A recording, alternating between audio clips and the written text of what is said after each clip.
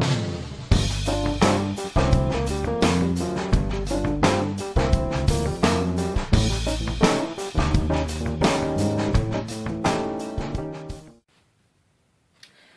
there, Fizz fans. Thanks for joining me for another Quick Tip Tuesday. Sorry I missed one or two. I had more technical difficulties. The tablet that I used to edit my videos died. I can't seem to keep a piece of tech alive long enough to really get this channel going, gosh darn it.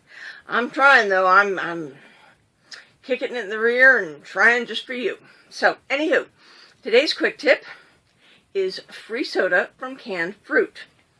Now, I don't know how many of you have ever read a recipe or followed a recipe that called for you to drain a can of fruit and just use the fruit. More often than not, back before I ventured into soda making, when I would do this, I would just toss, I would drain it into the sink, thereby tossing whatever juice or syrup or whatever was in the can. I stopped doing that. Reason being, while they're not going to be the most distinctive sodas you'll ever try, if you save that juice or that syrup or whatever is in that can besides the fruit, and mix it with an appropriate amount of water, which I'll go into in just a second, and then fizz it up, force carbonate it, you got yourself a fruity soda. This idea hit me one day when I was, thinking about how my favorite canned fruit, which is Del Monte's Harvest Spice Peaches, by the way, I was thinking, it's a shame to let this juice go to waste. And then it hit me. I'm like, why not make a soda out of it? Duh. I mean, what is soda? It's water, it's sugar, it's, some sort of flavoring, and bubbles.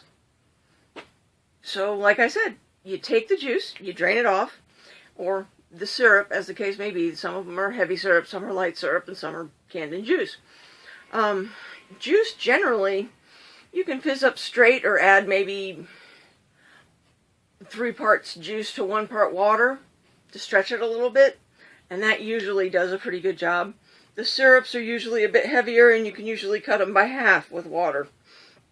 Of course, whatever your taste may be, if you prefer a lighter soda or whatever, then by all means add more water and, cut it further.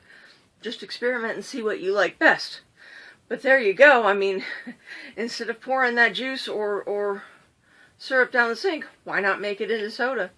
And I know a can usually only has enough to fill one of my little bottles that I'm always showing you. Or, it fills it halfway, and then you can fill it the rest of the way with water.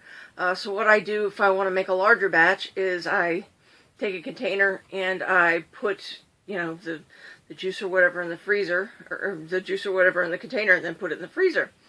Now this works for me because I tend to use the same canned fruits over and over and over again. I have my favorites, and I just, keep going back for them.